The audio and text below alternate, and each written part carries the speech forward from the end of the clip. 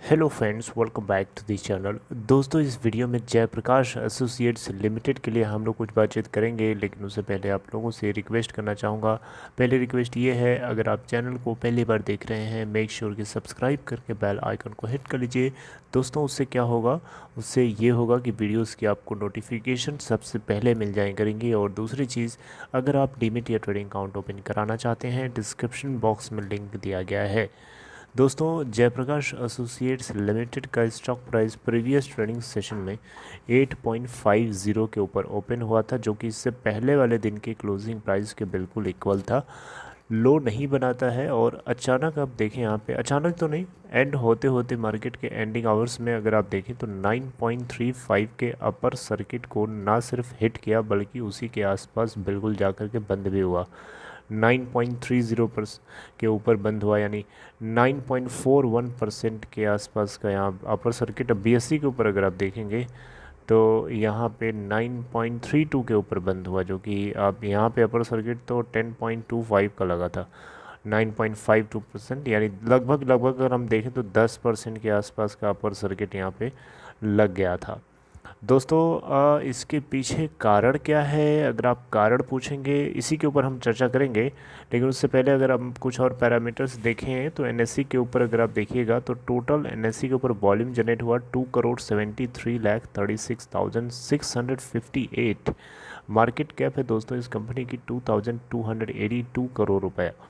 इसका 52 वीक लो 6.40 का है और हाई है 15.65 का। एक चीज़ और आप लोगों से मैं डिस्कस करना चाहता हूँ, वो है डिलीवरी का स्टेटस। देखिए, 4 अप्रैल 2022 को 3 करोड़ 24 लाख 10,110 क्वान्टिटीज़ की ट्रेडिंग करी गई, जिसमें से अगर आप देखें तो डिलीवरी परसेंटेज है 1 करोड़ 61 लाख 65,250 क्वान्टिटीज़ की, यानी परसेंटेज ऑफ डिलीवरी है 49.9%। लगभग 50% की डिलीवरी उठाई गई। आप देख सकते हैं 50% की डिलीवरी कोई मजाक नहीं है, कोई हलवा नहीं है, बहुत बड़ा नंबर होता है। 50% अपने आप में बहुत ही बड़ा नंबर होता है, आप इसको इग्नोर नहीं कर सकते। दोस्तों, ये अगर आप पूछेंगे कि कारण क्या है, दोस्तों देखिए, आपको मैंने इससे पहले भी बताया था, एक खबर आई थी निकल करके कि जयप्रकाश एसोसिएट्स लिमिटेड के जो लेंडर्स हैं, उन्होंने उनको इस कंपनी को लगभग 2,897 करोड़ रुपए चुकाने थे। और अगर आप देखें इसमें से तो 1,544 करोड़ रुपए जो है इंटरेस्ट अमाउंट था, और 1,353 करोड़ रुपए प्रिंसिपल था।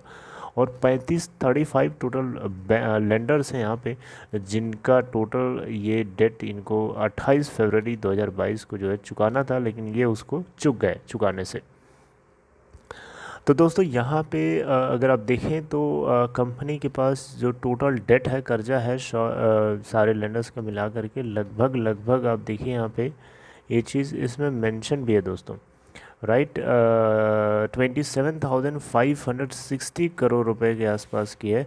और यहाँ पे आईसीआईसीआई बैंक तो चाहता है कि इस कंपनी को जो है court, insolvency and bankruptcy court से बाहर ही रिजॉल्व कर लिया जाए, लेकिन आरबीआई इससे कहीं ना कहीं खुश नहीं है। आरबीआई नहीं चाहता है कि ऐसा हो। अब क्यों नहीं चाहता है ये बताना मुश्किल है, लेकिन एक बात तो तय है कि यहाँ पे जयप्रकाश एसोसिएट्स लिमिटेड को बचाने के लिए बैंक्स अपनी तरफ से हाथ पैर तो चला रहे हैं, लेकिन अगर आरबीआई मना कर देगा तो फिर बैंक्स कुछ कर भी नहीं पाएंगे, राइट।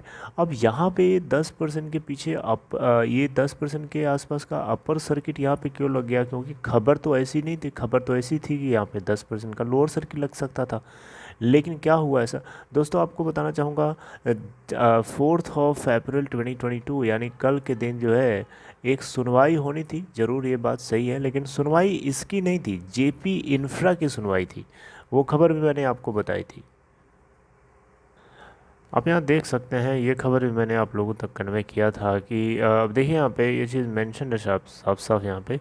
4 अप्रैल 2022 को national company law tribunal Delhi bench जो है जेपी इंफ्रा वाले केस को सुनने वाला था, जिसमें जो सुरक्षा एसेट रिकंस्ट्रक्शन कंपनी है, जो इन्होंने विन किया है बिड को, इसको अप्रूवल चाहिएगा और उस अप्रूवल के लिए यहाँ पे केस को सुना जाना था। हालांकि ये भी बहुत ही ज़्यादा डिले हो रहा है प्रोसेस, लेकिन दिक्कत वाली बात ये है कि अभी भी कोई भी इंफॉर्मेशन बाहर लीक नहीं हुई है। इसके पीछे क्या कारण है? कुछ तो ऐसा गेम है। और सबसे यहाँ पे आश्चर्यजनक बात ये है दोस्तों कि जो कुछ हो रहा है, केस तो सुना जाना था जेपी इंफ्रा के लेकर के, फिर अपर सर्किट जेपी एसोसिएट्स में क्यों लगा? ये सबसे बड़ा क्वेश्चन है।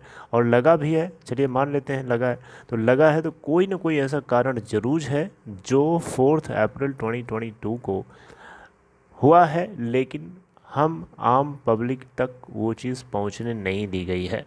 आप मानते हैं कि नहीं मानते इस बात को? आप क्या इस बात से सहमत हैं?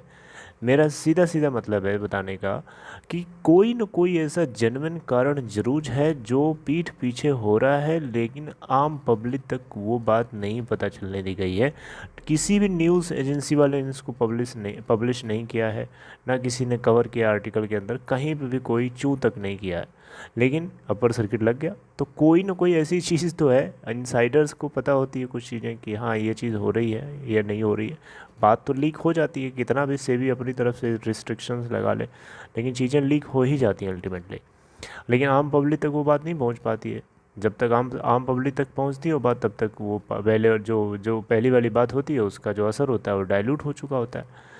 तो मुझे लगता है कि कोई ना कोई दाल में काला है। आप लोगों को क्या लगता है? क्योंकि देखिए बैंक्स तो हर हाल में इसको लेकर के, आईसीआईसीआई बैंक्स तो चाहते हैं कि आउटसाइड आईबीसी जो है इस कंपनी को के डेट को रिजॉल्व करने के लिए रिस्ट्रक्चरिंग हो सकती है, पॉसिबिलिटी उसको किया जाए।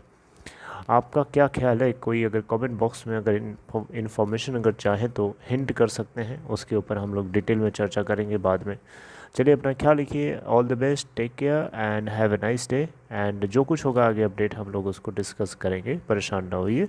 बस ये जो अपर सर्किट लगा था ये कहीं ना कहीं एक दिमाग में क्वेश्चन खड़ा करता है, जो आप लोगों तक मैंने डिस्कस किया। चलिए अपना ख्याल रखिए, टेक केयर।